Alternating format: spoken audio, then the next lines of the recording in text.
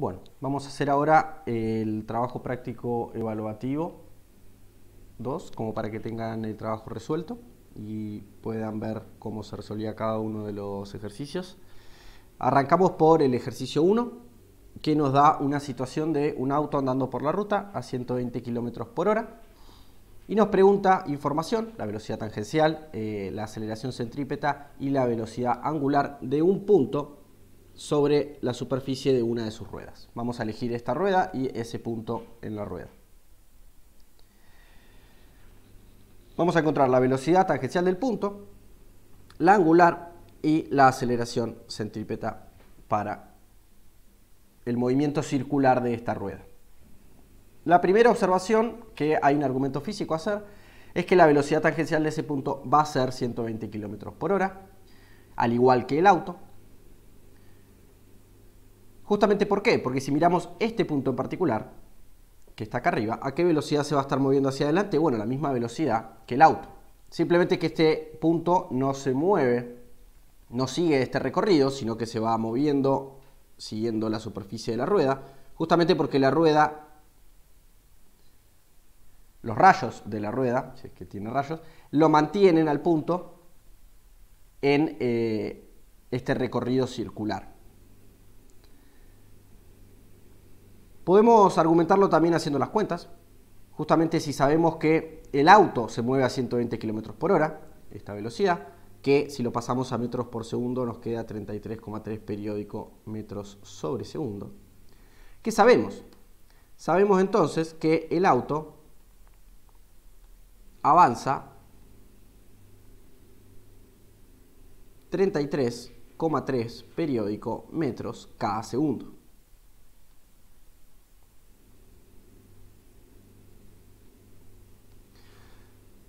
Pero eso significa, por la forma en la que avanza el auto, que la rueda tiene que haber recorrido esa misma distancia en toda su circunferencia. Es decir, si nosotros dividimos esta distancia, esta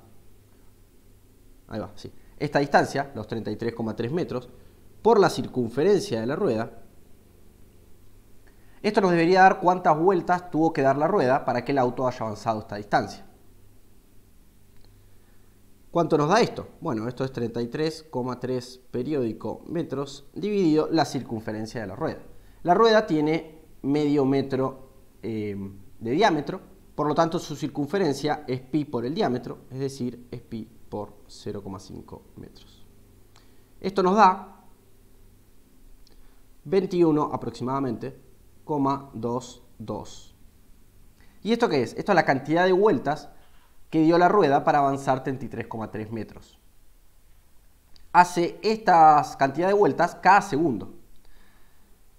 Entonces tenemos que la rueda tiene revoluciones por, y ahora en vez de minutos lo hacemos en segundos, de 21,22. Esas son las revoluciones por segundo de la rueda para que el auto se mueva a 120 km por hora.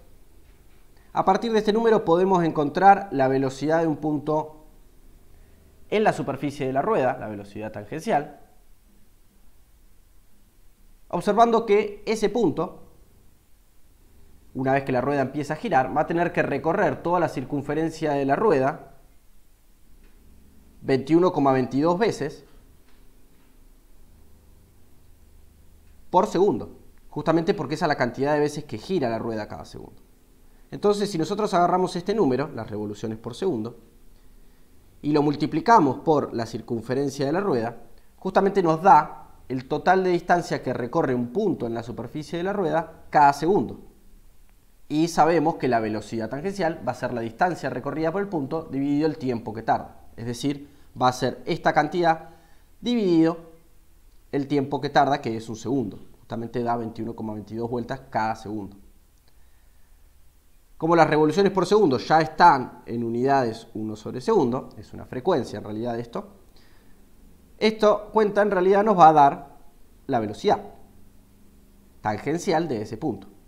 Que notemos, ahora estamos haciendo la cuenta inversa a la que hicimos recién, ¿no? Antes habíamos dividido por la circunferencia para encontrar las revoluciones por segundo y ahora multiplicamos por la circunferencia para encontrar la velocidad tangencial. Justamente esto nos va a volver a dar el valor original de 33,3 metros por segundo. ¿Qué es lo que esperábamos, no? Este es el argumento, o una forma de argumentar, que la velocidad tangencial de un punto sobre la rueda tiene que ser la misma velocidad que la del auto.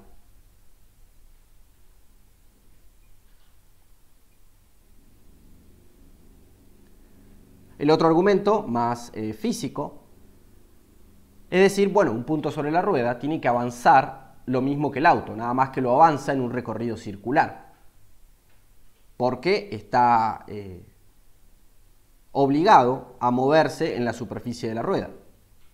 Pero el avance que tiene la rueda, el giro que tiene la rueda, tiene que ser el mismo que el avance del auto, porque es justamente lo que lo mueve.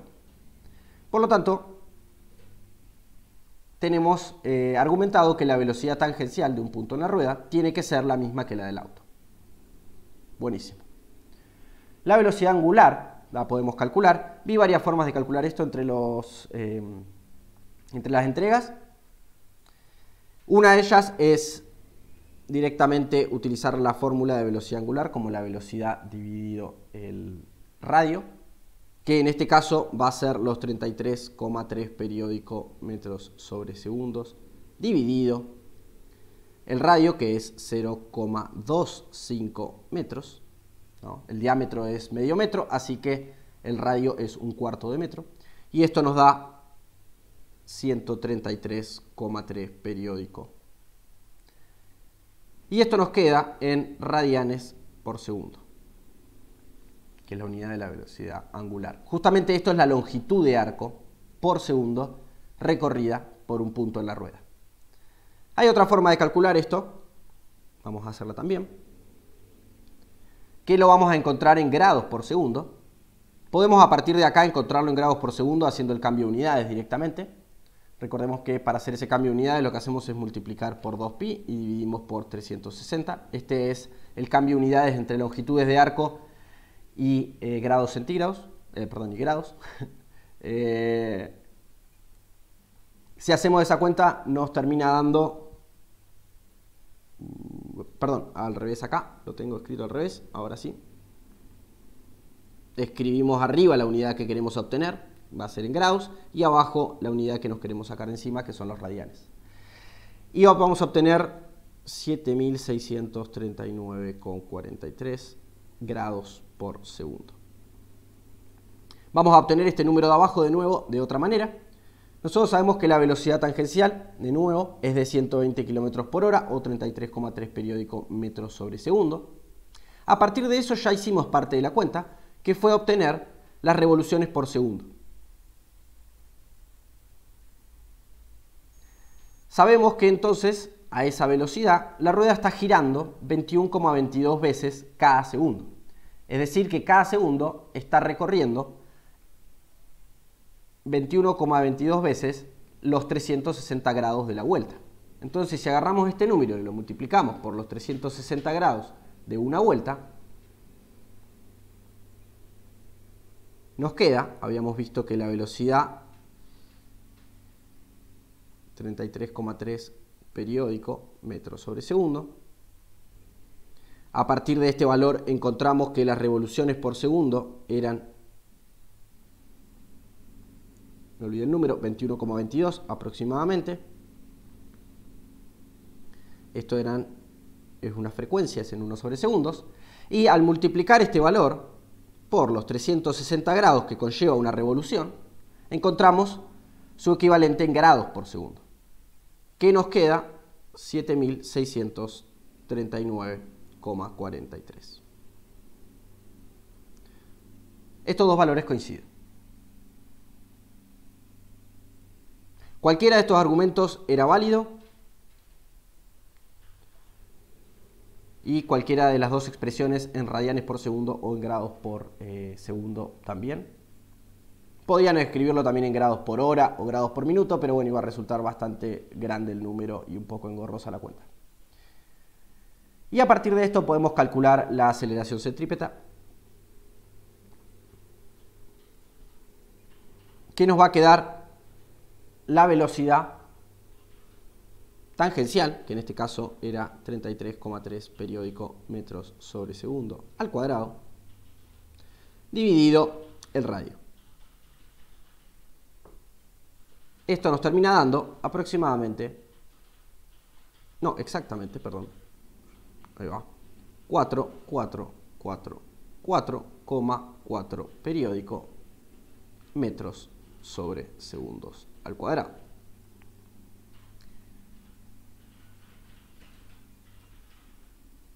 Podrían utilizar también la fórmula con la velocidad angular. Si reemplazamos acá de esta formulita de la velocidad angular como la velocidad tangencial dividido el radio, podemos despejar la velocidad en función de la velocidad angular, que nos queda que la velocidad tangencial es el radio por la velocidad angular. Por lo tanto, reemplazando acá, obtenemos que la aceleración centrípeta, además de ser la velocidad tangencial al cuadrado dividido el radio, es la velocidad angular al cuadrado por el radio. Y si tenían la velocidad angular y preferían hacerlo de esa manera la cuenta, también valía. Hubo algunos problemas de errores de redondeo en estas cuentas, principalmente por el recorte de este periódico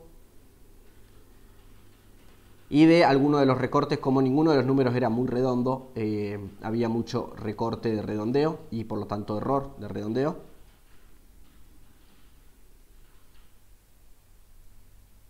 Mi recomendación con eso es tratar de mantener, si uno está haciendo las cuentas en la calculadora, mantener el último número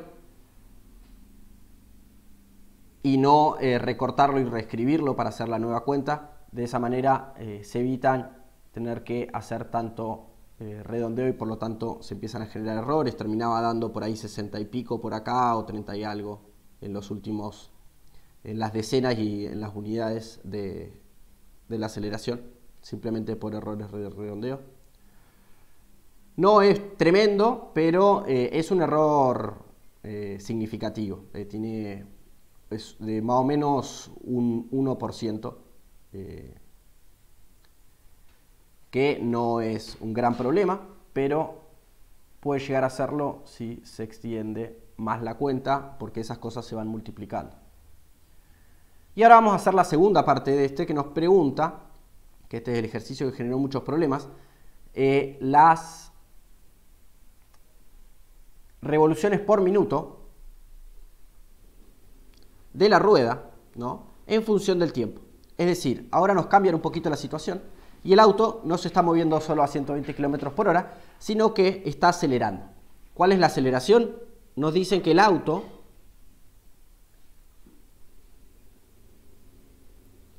acelera con una aceleración de 2 metros por segundo al cuadrado. Es decir, su velocidad está aumentando 2 metros por segundo cada segundo. Muchos cometieron el error en este punto de asumir que esta aceleración era la centrípeta de la rueda. Eso no es cierto. La centrípeta de la rueda va a depender de la velocidad del auto, eso es cierto, pero no va a ser este número. Es más, va a ir cambiando con el tiempo, lo cual justamente uno se lo esperaría que no corresponda, porque la aceleración centrípeta de la rueda es la fuerza que mantiene a este punto dentro de este recorrido circular, y la aceleración del auto es la que está empujando o moviendo la velocidad del auto en su movimiento tangencial. Es decir, la aceleración esta de 2 metros por segundo está cambiando esta velocidad, la tangencial, de una manera que ahora vamos a ver. Y eso va a tener un efecto sobre la aceleración centrípeta y va a cambiar también con el tiempo. Muy bien. Bueno, sabemos entonces, como el auto acelera a 2 metros sobre segundo al cuadrado, que la velocidad tangencial del punto sobre la rueda, justamente que coincidía con la velocidad del auto, porque lo vimos al principio, va a ser una función del tiempo. ¿Cuál es la función? Bueno, el auto tiene una aceleración constante de 2 metros por segundo al cuadrado, así que tiene un movimiento rectilíneo uniformemente variado. Tenemos entonces para la velocidad del auto la fórmula de su velocidad inicial, la del auto, ¿no?, más el tiempo por la aceleración. Y esto es, la velocidad inicial del auto eran 33,3 periódico metros sobre segundo. Esta era la velocidad que tenía el auto antes de empezar a acelerar. Y a esto le vamos a tener que sumar el término que varía con el tiempo, que es la aceleración por el tiempo. Esto que está acá, que tenemos acá, va a ser la velocidad del auto en función del tiempo, que además es la velocidad tangencial de un punto sobre la rueda, por el argumento que hicimos al principio.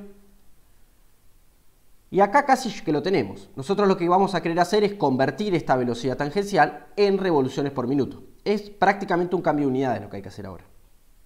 Y es un cambio de unidades que ya hicimos. Justamente, ¿cómo encontramos nosotros las revoluciones por minuto a partir de una velocidad tangencial? Vamos a hacerlo de nuevo acá al costadito para una velocidad tangencial cualquiera.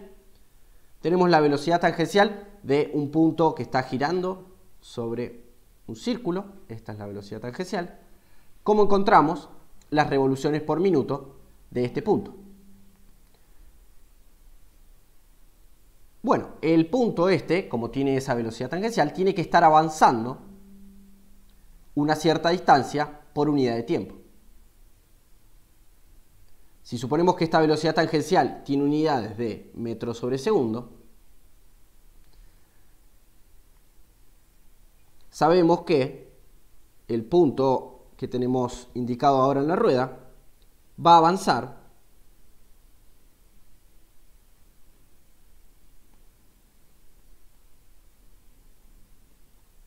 la velocidad tangencial por un segundo. Esto va a estar en metros por segundo. Es decir, que tengo una velocidad de v sub t. ¿Qué significa? Bueno, que ese punto, cada segundo, avanza v sub t por un segundo metros. Los avanza en un recorrido circular, ¿no?, sobre la superficie de la rueda, pero avanza esa distancia. Para encontrar cuántas vueltas implica este avance, tenemos que dividir por la circunferencia de la rueda. Es decir, dividimos por la circunferencia de la rueda. ¿Y esto qué nos va a dar? Esto nos da la cantidad de vueltas por cada segundo. Es decir, son las revoluciones por segundo. Justamente esto está en metros, esto está en metros sobre segundo, así que esto nos queda en unidades. Se suele notar así. 1 sobre segundo. Es una frecuencia. Y ahora lo único que nos queda es pasar esto a revoluciones por minuto, que en definitiva es cambiar estos segundos que están dividiendo a minutos. Para hacer eso, sabemos que 60 segundos corresponden a un minuto. Entonces lo que hacemos es multiplicamos por 60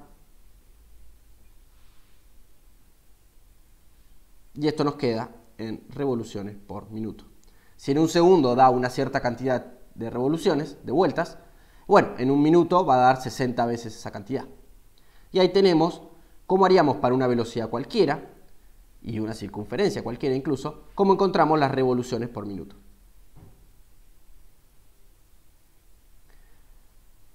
Bueno, ahora vamos a hacer esta cuenta, pero en vez de una velocidad con un número específico, vamos a poner esto, que es la velocidad en función del tiempo. La vamos a hacer directamente el cambio de unidades a revoluciones por minuto. Vamos a tener que las revoluciones por minuto, que ahora nos van a quedar una función del tiempo, van a ser este número, esta función,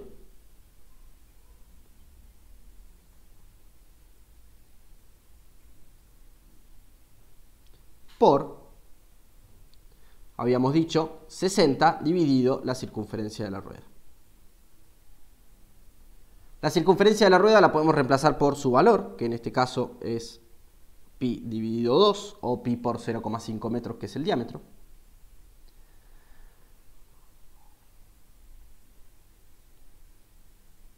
Y esto nos va a terminar quedando, cuando distribuimos este numerito y multiplicamos ambos lugares, ¿qué nos queda?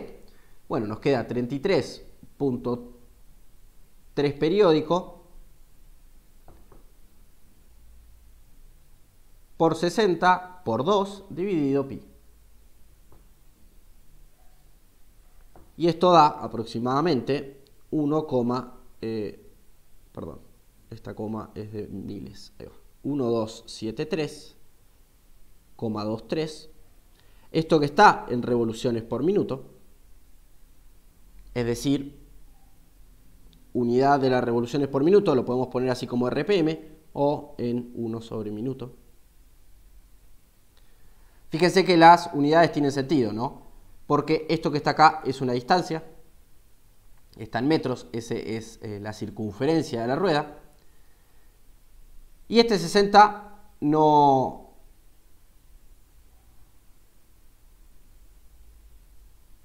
es el cambio de unidades que hicimos para llevarlo de segundos a minutos. Justamente lo que está haciendo este 60 es cambiarnos este segundo por minutos.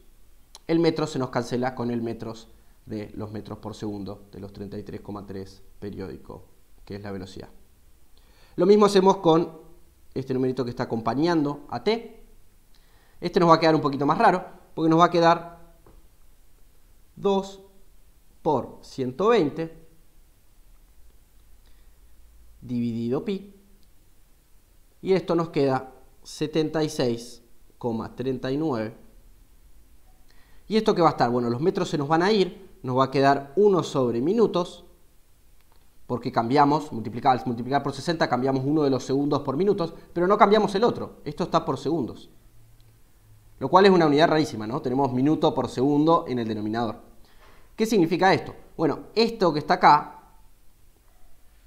nos está diciendo que las revoluciones por minuto aumentan 76,39 cada segundo.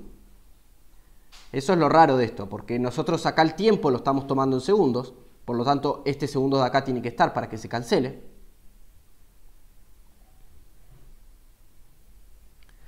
Y lo que estamos viendo es, esta es la tasa de cambio de las revoluciones por minuto, pero la tasa de cambio cada segundo. Podemos convertirlo a minutos cuadrados simplemente multiplicando por 60 otra vez, que es lo que hicieron muchos. Y esto nos quedaría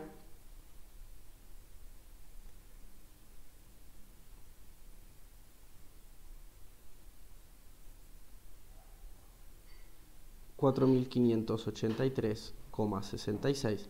Y esto es 1 sobre, y ahora sí, minutos al cuadrado. Es decir que lo que encontramos acá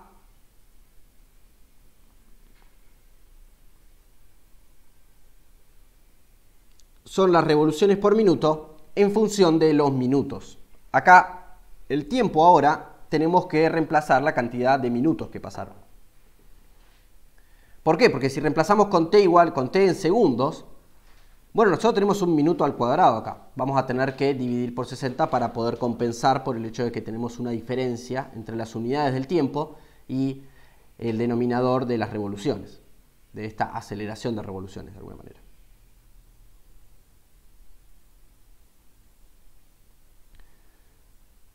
La mayoría terminaron llegando a estas unidades simplemente porque convirtieron los segundos al cuadrado a minutos al cuadrado, lo cual no está mal. La única cuidado que hay que tener es que si uno quiere hacer algún cálculo con esto, bueno, el tiempo hay que ponerlo en minutos.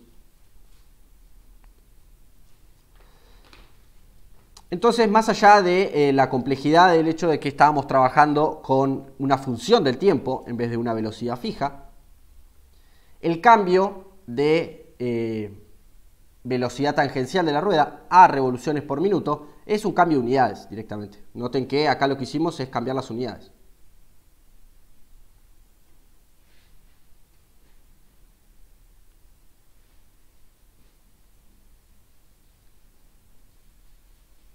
Muy bien. Con respecto al segundo ejercicio,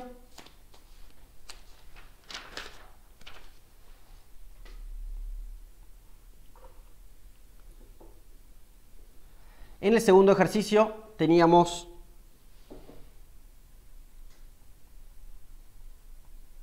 un objeto girando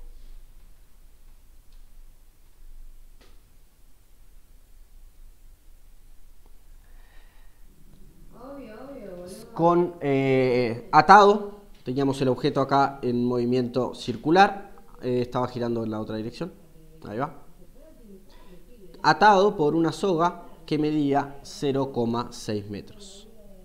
Es decir, el radio de su giro es de 0,6 metros. Y nos dicen que en un momento, cuando se encuentra justo en esta posición, la cuerda se corta y el objeto sale disparado hacia arriba. Físicamente, ¿qué va a hacer el objeto? Bueno, va a ser un tiro vertical, ¿no? Va a salir disparado hacia arriba y va a llegar a una altura máxima y va a caer en el lugar.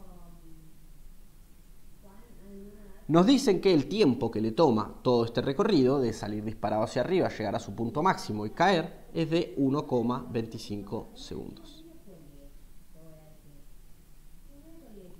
La consigna misma nos da una pista sobre cómo plantear esto, que es que nos dice que justamente cuando el objeto se suelta, entra en un movimiento de tiro vertical. Como es un tiro vertical, uno dice, bueno, entonces la altura del objeto en función del tiempo va a tener la forma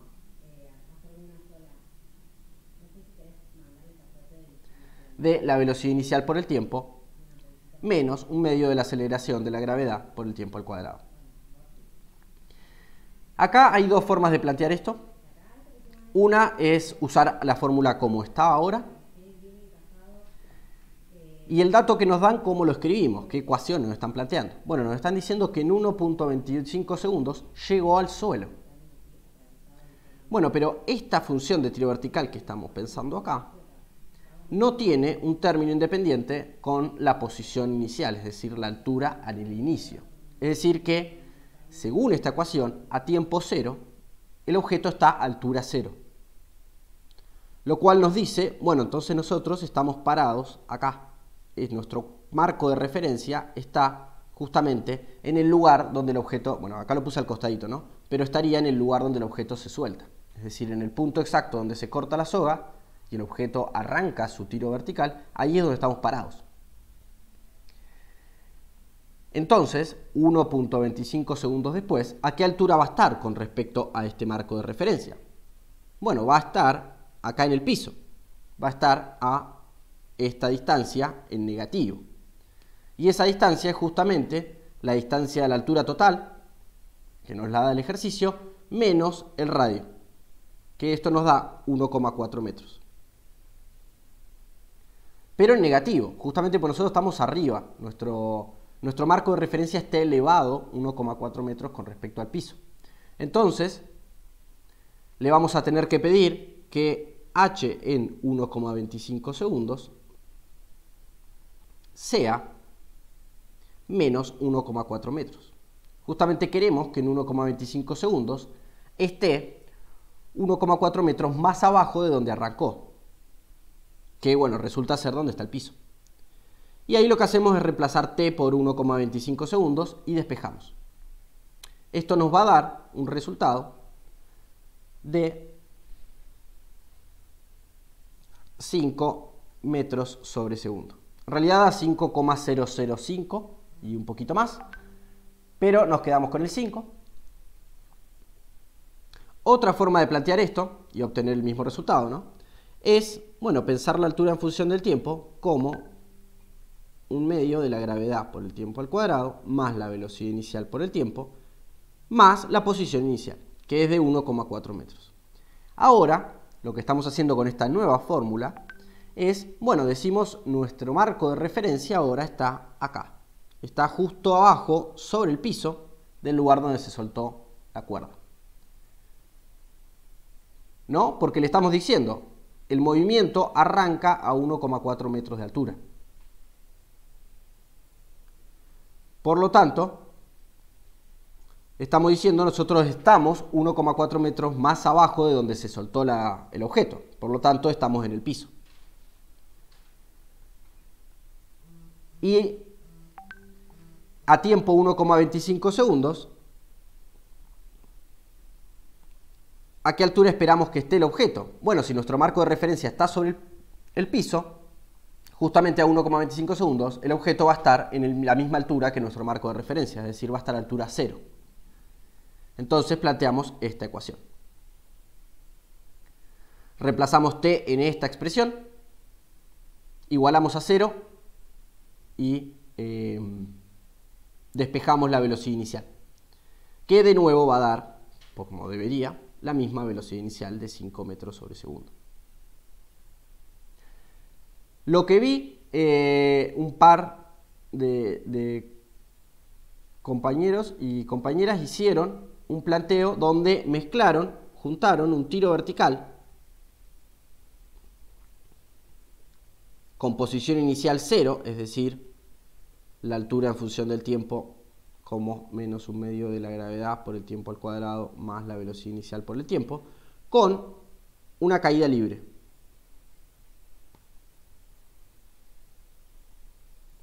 La altura en una caída libre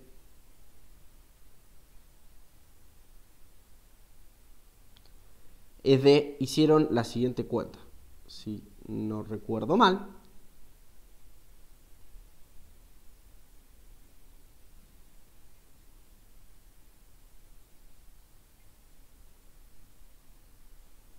Habían hecho esta cuenta. Estuve un tiempo pensando y después lo que hicieron fue igualar estos dos valores y reemplazar t por 1,25 segundos.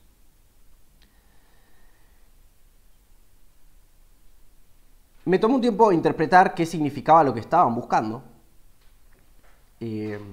con esta cuenta, pero el cálculo que estarían haciendo acá es imaginarse un objeto que primero que nada está saliendo desde altura 0, está siendo tirado con velocidad v0, y después esta otra fórmula nos describe el movimiento de un objeto. Creo que acá era un menos lo que habían usado, que arranca 1,4 metros más abajo que el objeto que la otra fórmula.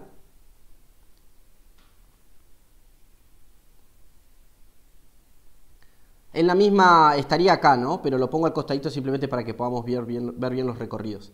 Y empieza a subir, como si la gravedad funcionase a favor de su movimiento. Tiene una aceleración hacia arriba, arranca con una velocidad inicial 0. Este arranca con una velocidad inicial v0, que no conocemos y es justamente lo que queremos despejar, pero su aceleración actúa al revés, lo está frenando al objeto.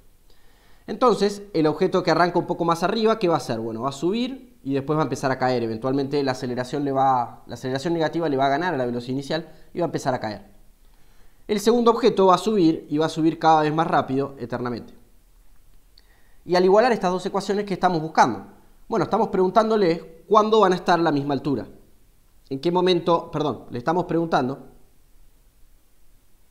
para qué velocidad inicial, v0 que no la conocemos, pasado 1,25 segundos de este movimiento donde uno de los objetos sube y baja y el otro simplemente sube, van a estar a la misma altura.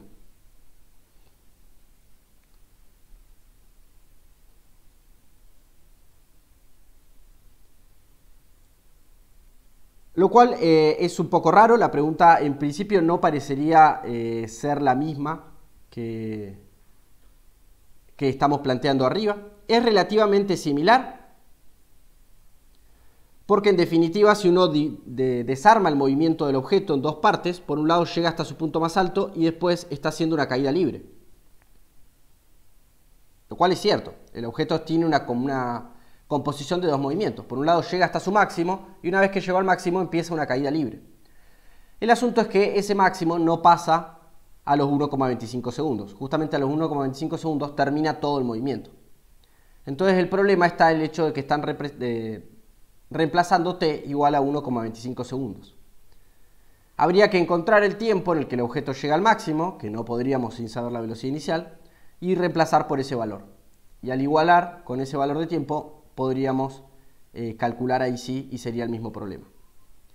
Pero como ven, me tomó tiempo hacer la interpretación física de la igualdad que estaban planteando, pero no es lo mismo. Acá lo que están haciendo es plantear dos movimientos distintos, que son dos movimientos que están pasando al mismo tiempo acá, pero no con estos valores. Habría que cambiar el valor del tiempo o el valor de la altura esta de arranque y pensar la caída libre desde la altura máxima, pero para eso habría que poder calcular la altura máxima, que tampoco la conocemos. Muy bien, más allá de este paréntesis sobre ese planteo, estos dos planteos funcionaban con las ecuaciones cualquiera de las dos de un tiro vertical. Y a partir de acá obteníamos esta velocidad inicial V0 y con eso reemplazábamos para obtener la aceleración centrípeta.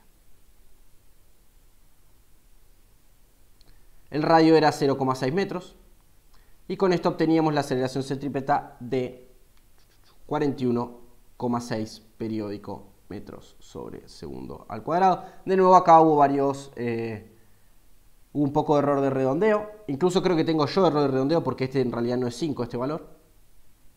Pero no hay problema. No nos importaba tanto la exactitud de la respuesta, sino las cuentas. Muy bien. Para el ejercicio 3. El ejercicio 3 nos mete un poquito con el tema de estadística. Nos dan este histograma de frecuencias. Ahí ya tenemos un dato. ¿Qué quiere decir este dato? Bueno, nos está diciendo que estos numeritos 19, 28, 29, 45, 84 son las frecuencias de cada una de estas clases. Es decir, alguien midió en el río Limay en 1911 el caudal medio diario de lluvias, registró para cada día del año cuánto llovió, cuál fue el caudal medio de ese día, hizo una tabla con todos esos valores y después los agrupó a los valores. Los agrupó para contar la cantidad de valores que van entre 186 a 249, resultó haber 19 días del año del 1911, en los cuales llovió entre 186 y 249 metros cúbicos por segundo. Después resultó haber 28 días en los cuales llovió entre 249 y 312 y demás. Nosotros acá no sabemos cuánto llovió cada día, no nos lo dice. Esta tabla lo único que nos dice es cuántos días llovió entre 186 a 249, cuántos días entre 249 a 312 y así para cada una de estas clases. Es decir, tenemos los datos ya un poco procesados, no tenemos los valores originales, sino que tenemos este histograma de frecuencias. Sabemos que aquel que hizo este histograma dividió todos los datos en 15 clases. Si sumamos la frecuencia de cada clase, vamos a obtener el total de mediciones que se hicieron originalmente. ¿El total de mediciones cuál fue? Bueno, como es de esperarse, esto es la suma de todas las frecuencias. ¿No? Porque para cada día tuvo un caudal medio diario y con ese caudal medio diario lo ubicaron en alguna de estas clases. Es decir, que en alguna de estas clases tienen que estar todos los días del año y todos los días del año tienen que estar como mucho en una sola clase. No pueden estar en dos clases distintas porque no pudo haber habido dos caudales medios diarios en un mismo día. Por lo tanto, cada día está en alguna de estas clases. Bueno, y si sumamos todas las frecuencias de todas las clases, obtenemos que esto nos da 365, lo cual era lo de esperarse porque es la cantidad de días en un año. Entonces sabemos que tenemos todas las mediciones del año, todos los días del año, y estas fueron la cantidad de días en los cuales llovió en esos rangos. Muy bien. Lo que nos pide el inciso A es en qué clase se ubica la mediana anual. Nos pide la mediana de estos datos. Bueno, recordemos un poquito la definición de la mediana. ¿La mediana qué es? La mediana es, imaginemos ordenar los datos de menor a mayor.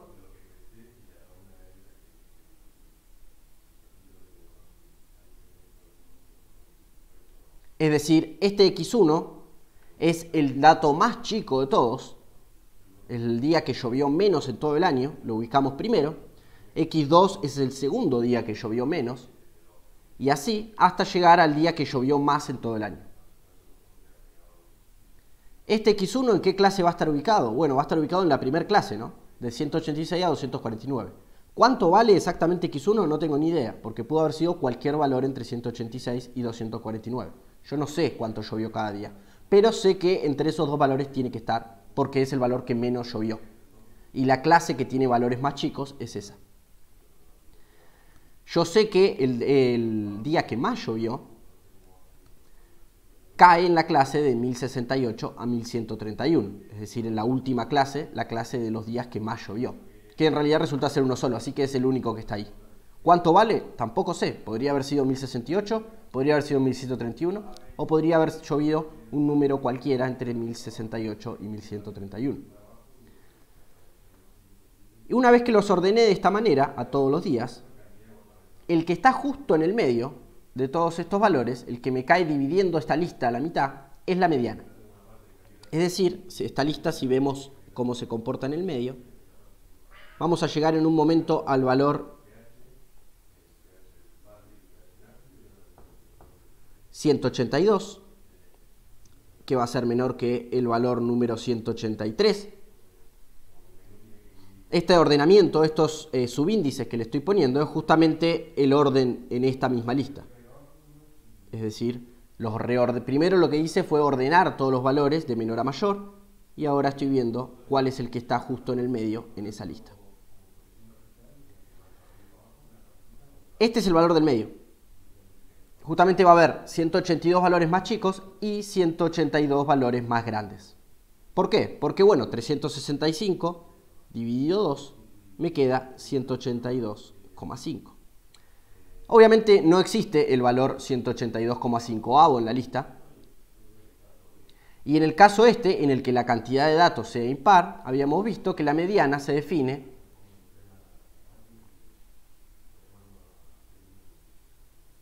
como este número menos 1 dividido 2. Esa es la posición de la mediana si es impar. Si es par, es directamente el número dividido 2 que nos va a dar un número entero, y esa es la posición de la mediana. Si es un número impar, es el número menos 1 dividido 2. Entonces, es el dato 183avo en esta lista ordenada. ¿Cuál es ese dato? ¿Cuánto vale? No tengo ni idea, porque no sé cuánto vale ninguno de estos datos. Yo solamente sé sus frecuencias. Sé cuántos datos hay en la primera clase, cuántos en la segunda y así. Para ubicar el dato 183avo, ¿qué podemos hacer? Bueno, nosotros sabemos, por el gráfico, que hay 19 días, que cayeron en la primera clase. Es decir, que de los datos ordenados de esta manera, del X1 al X19, estos son todos los de la primera clase.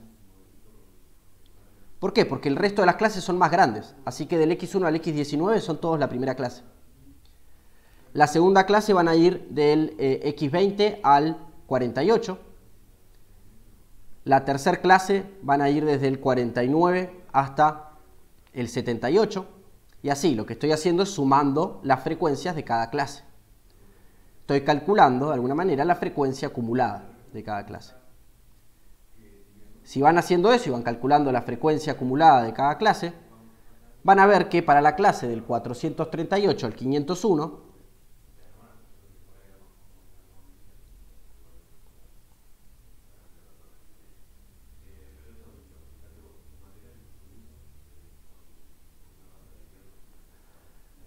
¿quiénes están acá adentro? Y acá están los datos desde el...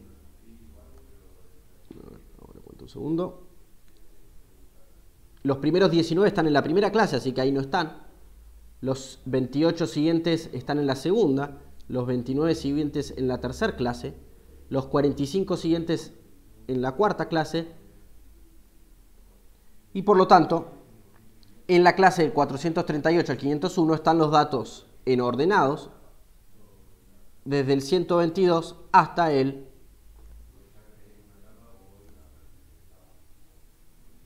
205. No son los valores estos son los índices en el orden que habíamos dado al principio. Es decir, el dato 122 no es que valga 122, es más, no vale 122 100% seguro porque este número está entre 438 y 501. No sé cuánto vale, pero entre esos dos valores tiene que estar. Pero es el 122avo en la lista ordenada. Es decir, es el valor que es más grande que los otros 121 que vienen antes y es más chico que los restantes que vienen después. Entonces, los valores en la lista que van entre el 122avo y el 205avo están todos en esta clase. Y acá está el valor x 183avo. Justamente porque el 183 está entre el 122 y el 205.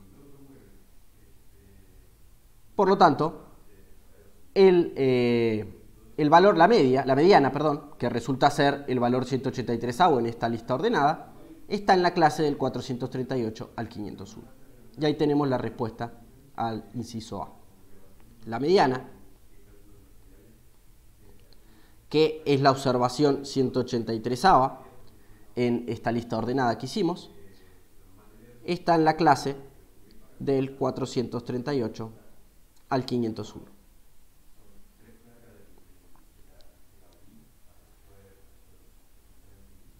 Muy bien. Para el inciso B,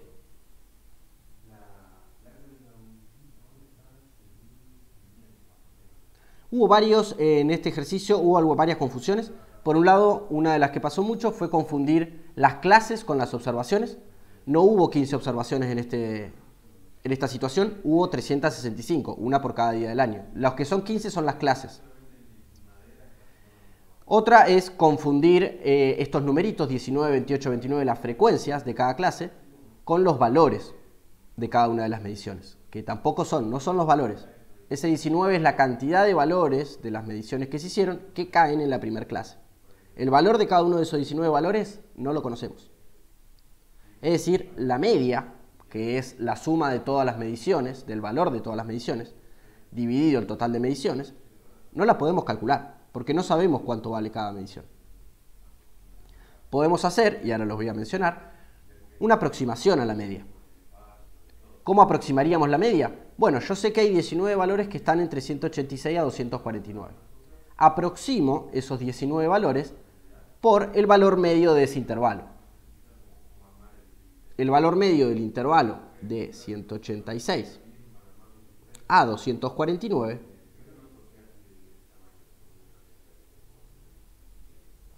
es 217,5. Podría decir, bueno, esas 19 observaciones, supongamos que fueron 217,5. Realmente no tengo ni idea si pasó eso. Por ahí todas las observaciones, las 19 observaciones fueron 186. Y llovió el mínimo los 19 días esos. No sé. Y por ahí, con ese caso, le estaría errando por un poco a esta aproximación.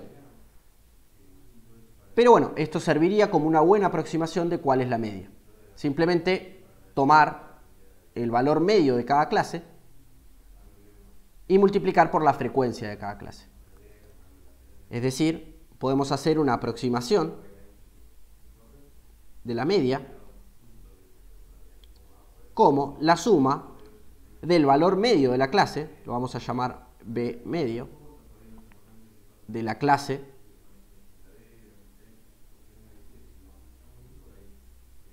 para cada clase, por la frecuencia de la clase. Y acá estamos sumando sobre todas las clases. Y dividimos por la cantidad de observaciones, que son 365. Pueden hacer esta cuenta, hubo varios que lo hicieron. Este numerito da un poco más alto que la mediana, lo cual lo lleva en la dirección correcta para argumentar que la media va a estar a la derecha de la mediana.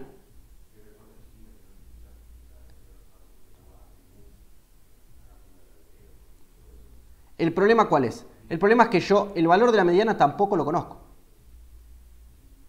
Entonces hay que hacer una segunda aproximación y decir, bueno, la mediana está en la clase del 438 al 501.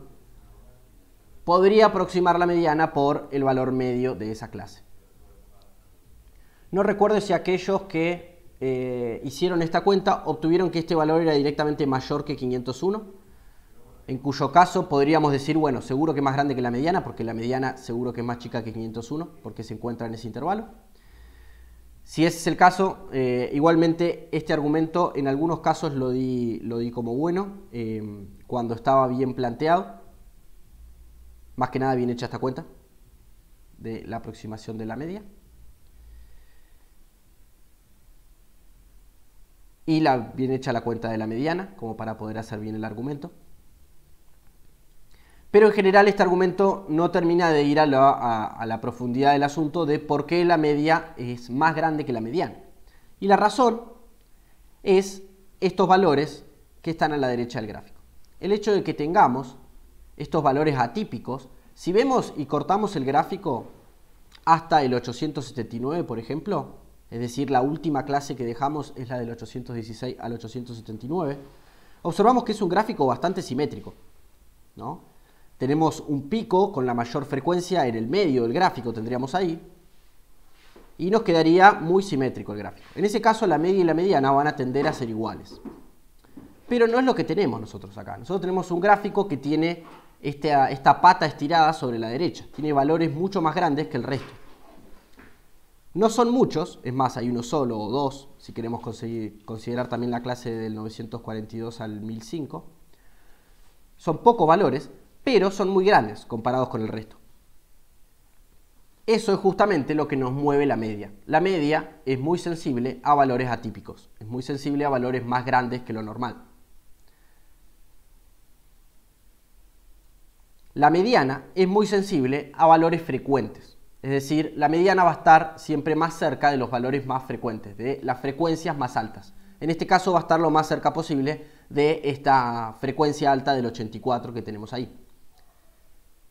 Es más, está en esa clase, la mediana, justamente porque se ve atraída por frecuencias altas. La media se ve atraída por valores altos. En este caso, atraída por estos unos que tenemos a la derecha para valores muy grandes. Eso nos dice, bueno, entonces la media va a tender a tirarse hacia la derecha y la mediana va a tender a ir hacia este 84 en la frecuencia, hacia la clase de frecuencia 84. Por lo tanto, uno supondría o esperaría que la media sea mayor que la mediana.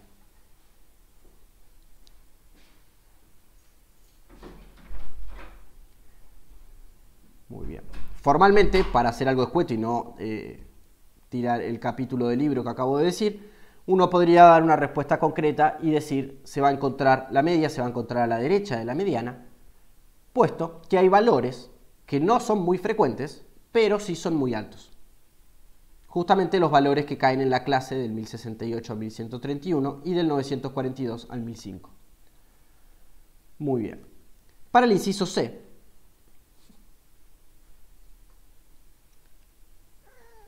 lo que nos pide acá es la probabilidad de que un día cualquiera, tomamos un día al azar, X, sea mayor en su caudal, ¿no? Calculamos vemos la medición de caudal medio de ese día, sea mayor que la mediana. Bueno, esta probabilidad es por definición prácticamente. Justamente la mediana, ¿qué hace?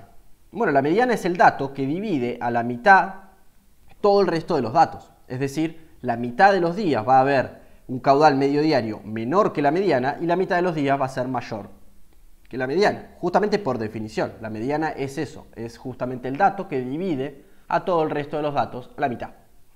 Entonces, este número va a ser 50%. Hay una salvedad a hacer acá, hay un detalle en el hecho de que justo la mediana, como esto es mayor estricto, la mediana no cuenta y por lo tanto esto en realidad no es 50% exacto, sería 182 dividido 365. ¿Por qué? Porque hay 182 datos menores que la mediana, justamente la mediana es el dato 183 en esta lista ordenada que hicimos. Y por lo tanto son 182 casos favorables y 365 totales días. Y esto nos da aproximadamente 0,498. Pero bueno, prácticamente el 50%. el 50% lo considere una respuesta correcta, porque en definitiva es la idea de la mediana. La mediana separa los datos a la mitad.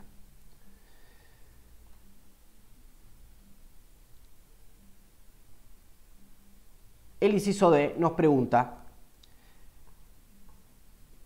tomamos un día al azar ahora, y nos pregunta cuál es la probabilidad de que el caudal medio diario sea mayor a 564. ¿Qué quiere decir eso? Bueno, estamos buscando la probabilidad de que, tomado un día al azar, llamémoslo X, al caudal del día, sea mayor a 564. Bueno, ¿cuáles son los casos? Este es nuestro evento, ¿no? Podemos llamar evento A. Nuestro evento es que el día tenga un caudal medio diario mayor a 564. Bueno, ¿cuáles son los días que pasa eso? Bueno, tenemos la suerte de que 564 es justo el límite inferior de una de las clases, de la clase que tiene frecuencia 35, que se encuentra en el medio del gráfico. Es decir, que sabemos que hay 35 casos, 35 días, 35 mediciones, que están entre el 564 y el 627. Es decir, son mayores que 564. Así que tenemos 35 casos favorables. Pero también tenemos las del 627 al 690, ¿no? Porque esas también son mayores que 564. Y sabemos que hay 30 días que tuvieron mediciones entre esos valores. Así que los tenemos que sumar. Y así con todas las clases mayores a la del 564 al 627. Estamos sumando la frecuencia. Justamente estamos encontrando el total de días que tuvieron un caudal medio diario mayor que 564. ¿Por qué? Porque si un día tuvo un caudal medio diario mayor que 564, en alguna de estas clases va a estar. Es decir, en alguna de las clases que están, que son desde la del 564 al 627 o la del 627 al 690 o así. Por lo tanto, si sumamos todas estas frecuencias,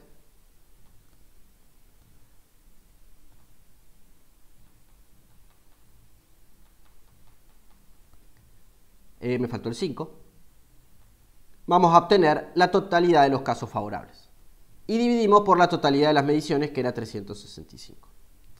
Esta cuenta da aproximadamente 0,287. Es decir, si lo vemos en términos de porcentaje, es un 28,7%. Un 28,7% de los días llovió más que 564 centímetros cúbicos por segundo.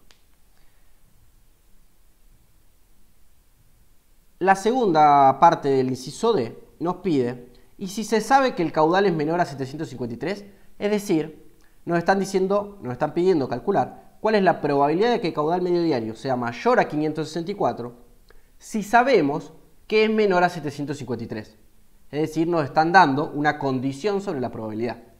Vamos a tener que calcular una probabilidad condicional.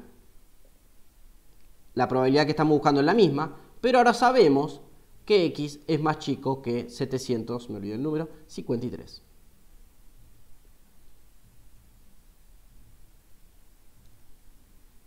¿Cómo identificamos que es una probabilidad condicional esto? Bueno, pues nos dicen que lo sabemos. Si se sabe que el caudal es menor que 753.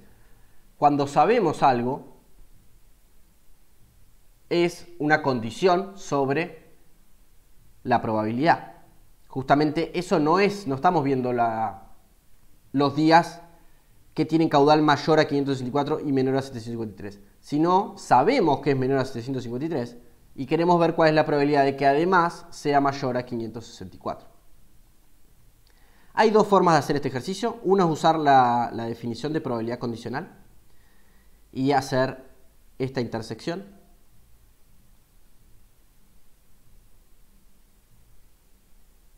De estos dos eventos, es decir, la probabilidad del evento es mayor que 564 y es menor que 753, que ahora voy a hacer una aclaración sobre eso, dividido la probabilidad de que X sea menor que 753. Esta cuenta, para hacerla una observación, muchos hicieron este mismo planteo, muy bien planteado, pero acá pusieron que esto era la probabilidad de que sea mayor que 564 por la probabilidad de que sea menor que 753. ¿Qué es lo que está pasando acá? Están asumiendo que son independientes estos dos eventos. Por eso ponen el producto en lugar de la intersección. Eso es cierto si los eventos son independientes. Ahora, a priori no sabemos si estos eventos son independientes. Es más, no lo son. Justamente hay una relación acá. Si un día llovió menos de 753, no es completamente independiente de que haya llovido más de 564. Se vuelve un poquito más improbable que haya llovido más de 564. Pero más allá de esa observación, podríamos directamente calcular esta probabilidad de la intersección, sin tener que calcular el producto. ¿Por qué? Porque ¿qué quiere decir esta intersección? Bueno, este evento es la probabilidad de que X esté entre 564, es decir, la medición del día esté entre 564 y 753. Justamente es esta la probabilidad de la intersección. Es ponerle a la medición las dos condiciones. Y esta probabilidad es fácil. ¿Por qué? Porque entre 564 y 753 tenemos las frecuencias de las clases de 564 a 627, que eran 35 casos, más los 30 casos de 627 a 690, que cualquier día que haya llovido entre 627 y 690 va a cumplir esta condición, justamente porque todos esos números van a estar entre estos dos. Y tenemos la clase del 690 al 753, que también está incluida en esta condición. Es decir, sumamos los 13 días que cayeron con ese caudal. Entonces la probabilidad de este intervalito, de que un caudal medio diario esté entre 564 y 753, bueno, es la suma de las frecuencias de cada una de estas clases. De las tres clases cuyos valores están entre 564 y 753. Dividido, estos son los casos favorables, el total de casos que es 365. Esa es la probabilidad de la intersección. Si hacen esta cuenta y hacen esta cuenta, van a ver que le da dos números distintos.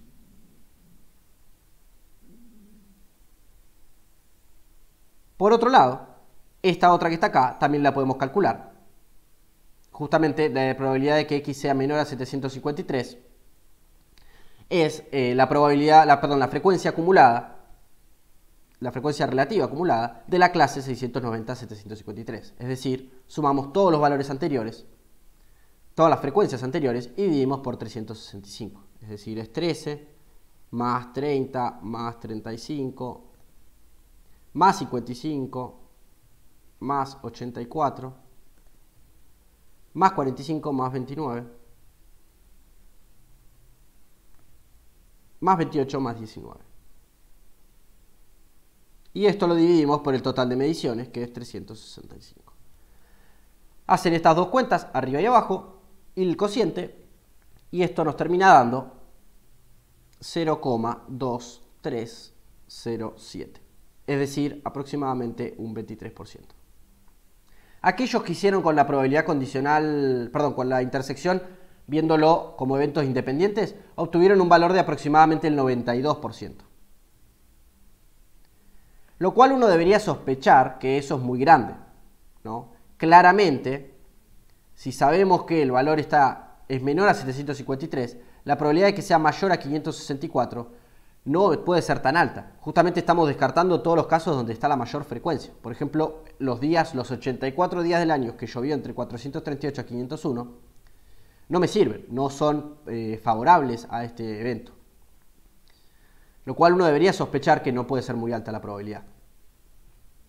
Otra forma de hacer este ejercicio, esta misma probabilidad, es decir, bueno, me están diciendo que yo sé que que el día tiene un caudal medio menor a 753. Por lo tanto, todos los días que tuvieron un caudal medio mayor a ese, los puedo descartar. Es decir, es como si directamente no los hubiese medido.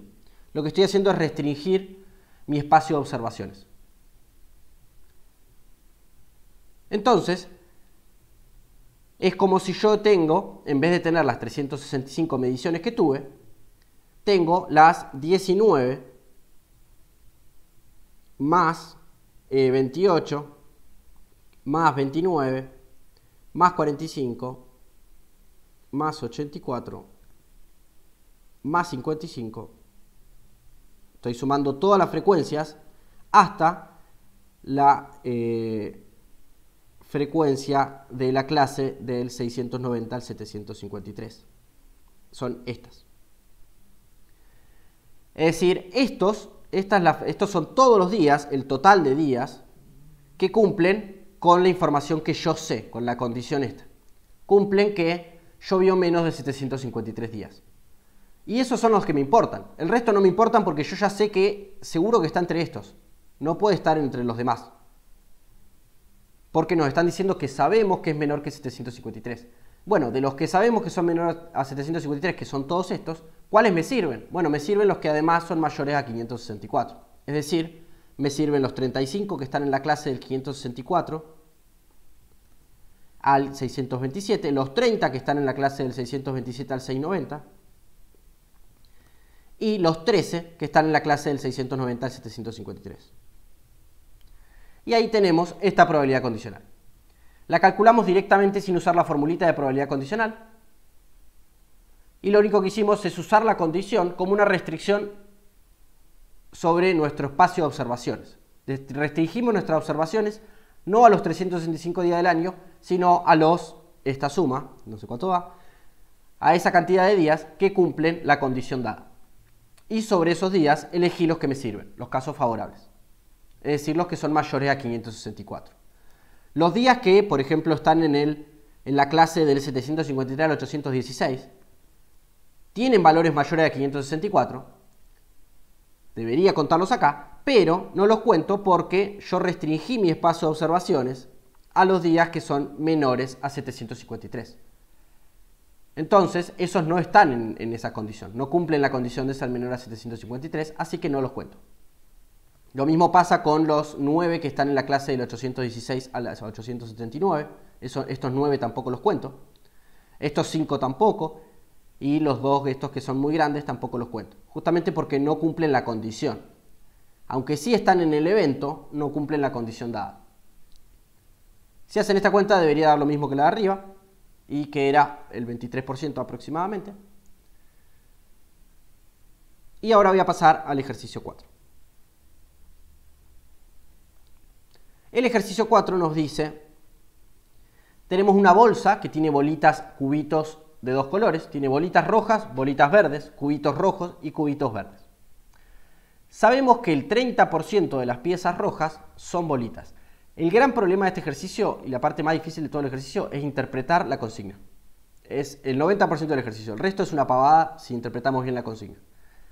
Sabemos que el 30% de las piezas rojas son bolitas.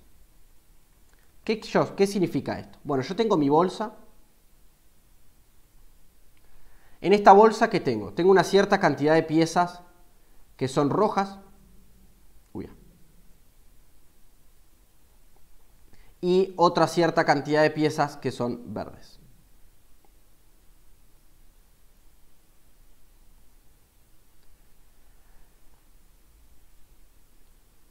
De estas piezas rojas, yo sé que algunas son bolitas y otras son cubitos.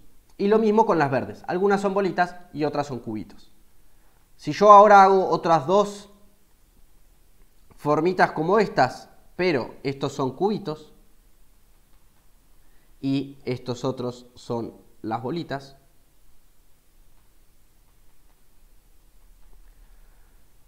bueno, esto que está ocupando los dos espacios, estos son las bolitas rojas.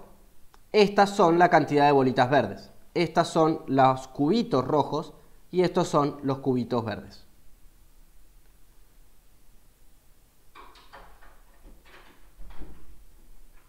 Muy bien, vamos a ver ahora qué significa cada uno de estos datos. Nos dicen entonces, el 30% de las piezas rojas son bolitas. Es decir, de todas estas rojas que tenemos marcadas acá, estas son todas las piezas rojas, el 30% de estas son bolitas.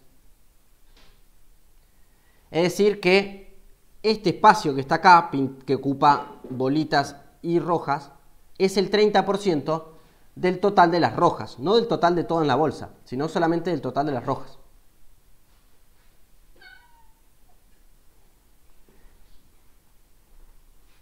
En términos de probabilidad, ¿qué significa?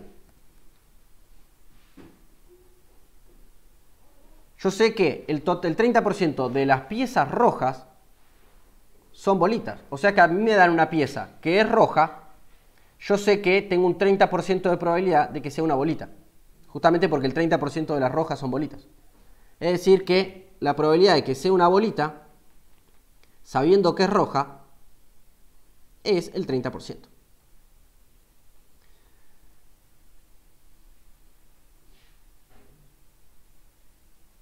Sabiendo que, esto es importante, es condicional acá. La probabilidad de que sea una bolita roja es distinta, no es del 30%. ¿Por qué? Porque la probabilidad de una bolita roja se mide sobre todas las posibles formas y colores. Y yo no sé si el 30% este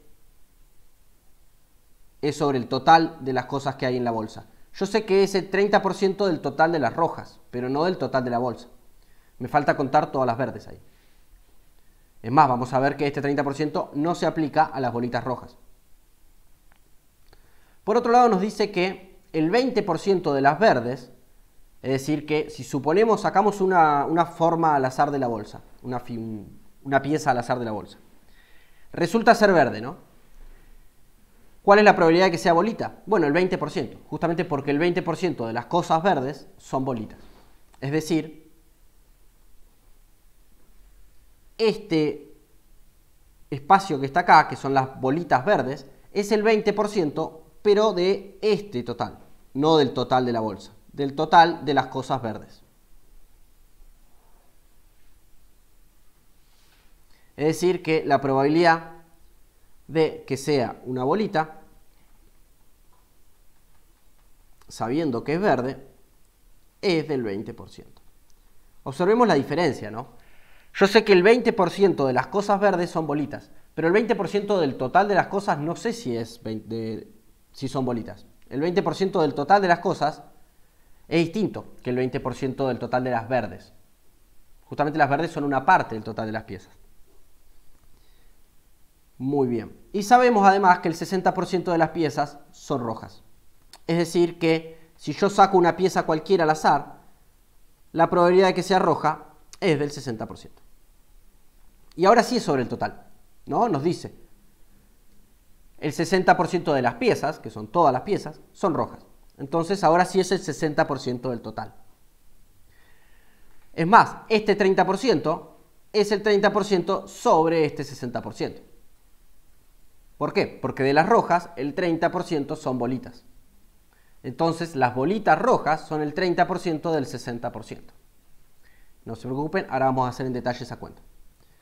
En el inciso A nos preguntan, si se extrae una pieza al azar de la bolsa y es roja, inciso A, tenemos una pieza al azar que sabemos que es roja, nos lo dicen, entonces es la condición sobre la probabilidad. ¿Cuál es la probabilidad de que sea una bolita? Es decir, el evento es que sea bolita, con la condición de que es roja. Bueno, eso justamente es el 30%, es este que está acá arriba. Nos lo dice la consigna, o sea, no hay cálculo para hacer acá. Literalmente la consigna nos dice es 30%. Podemos igual hacer un poco de cuentas. ¿Y esto qué es? Esto es la probabilidad de que sea una bolita roja, es decir, la intersección de que sea bolita y sea roja, bueno, es la probabilidad de que sea una bolita roja, dividido la probabilidad de que sea roja. Y acá podemos reemplazar las cosas que conocemos. La probabilidad de que sea roja la conocemos, que es justamente el 60%, es decir, esto es 0,6. Y la probabilidad de que sea una bolita roja, bueno, en realidad es el producto de estas dos cosas. Yo sé que el 30% de las rojas son bolitas, así que sea una bolita roja es el 30% del 60%, es decir, es 0,3 del 0,6.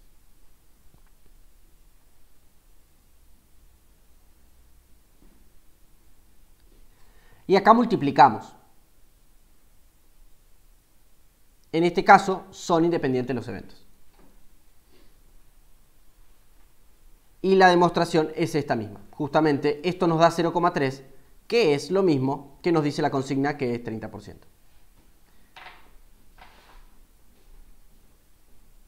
Estos eventos sí son independientes.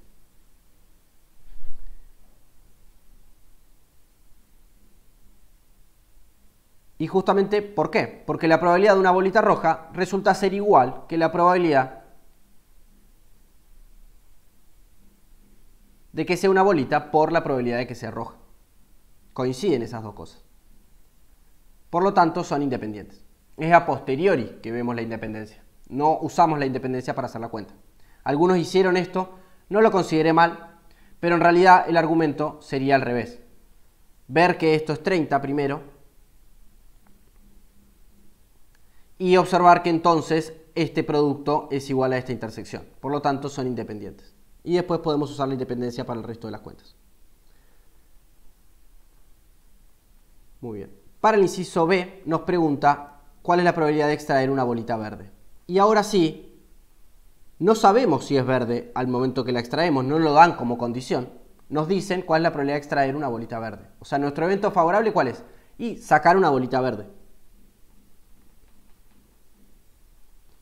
Y esto lo podemos pensar como la intersección de dos eventos, que sea bolita y que sea verde. Y esto lo podemos pensar como la probabilidad de que sea bolita, sabiendo que es verde, por la probabilidad de que sea verde. ¿Cómo llegué a esta fórmula, esta última igualdad? Bueno, esta es la fórmula de la probabilidad condicional, nada más que despejé la intersección. La probabilidad condicional sería que esta probabilidad de que sea verde está dividiendo acá abajo. Bueno, la pasé para el otro lado, simplemente para poder despejar la intersección. ¿Por qué? Porque yo esto lo sé y esto también lo sé. La probabilidad de que sea bolita sabiendo que es verde es del 20%. La probabilidad de que sea verde es, bueno, 1 menos la probabilidad de que sea roja. Todas las piezas son o verdes o rojas, así que esto es 1 menos la probabilidad de que sea roja. Es decir, que tenemos 0,2 por 1 menos 0,6, que es 0,4. Y esto nos queda 0,08, o el 8%.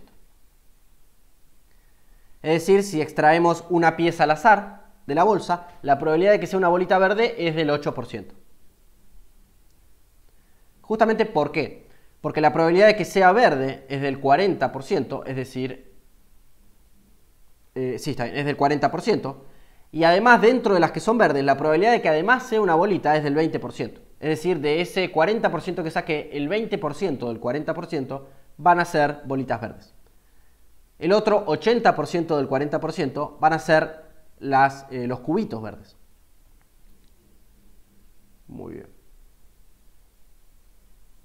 Y ahora en el C nos dan el total de piezas. Nos dicen que hay 250 piezas. Y nos pide armar la cantidad de cada una. Roja, verde. Y vamos a hacerlo como una tablita. Bolitas y cubitos. Muy bien. Tenemos esta tablita así. Vamos a ver qué sabemos nosotros de todo esto ya hasta este momento. Bueno, sabemos el total de piezas rojas, que es el 60% del total, ¿no? El 60% de 250 es 150. O sea que si sumamos el total de bolitas rojas y de cubitos rojos, es decir, el valor que pongamos acá y el de acá, nos tiene que dar 150. Y por lo tanto sabemos que la cantidad de piezas verdes es 100, ¿no? Es 250 menos las 150 que son rojas. Así que si sumamos este y este nos tiene que dar 100. Buenísimo. Sabemos además que de todas las rojas, si sabemos que la pieza es roja, es decir, de estas 150, el 30% son bolitas. Entonces, esto que está acá es el 30% del total de rojas, que es 150.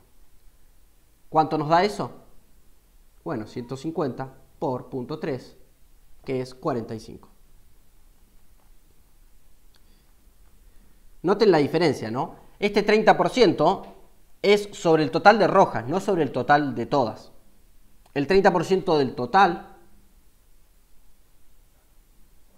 es 75.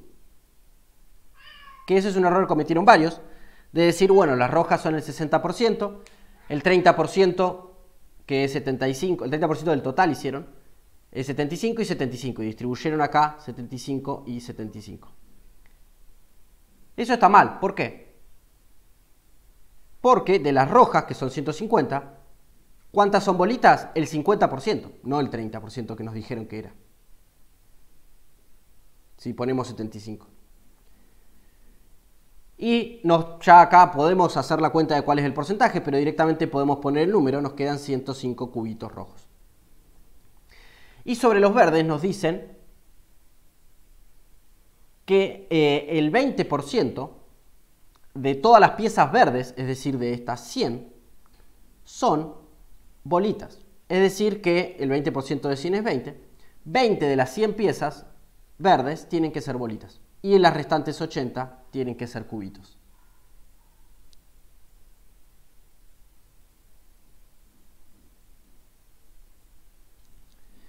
Y ahí estaríamos.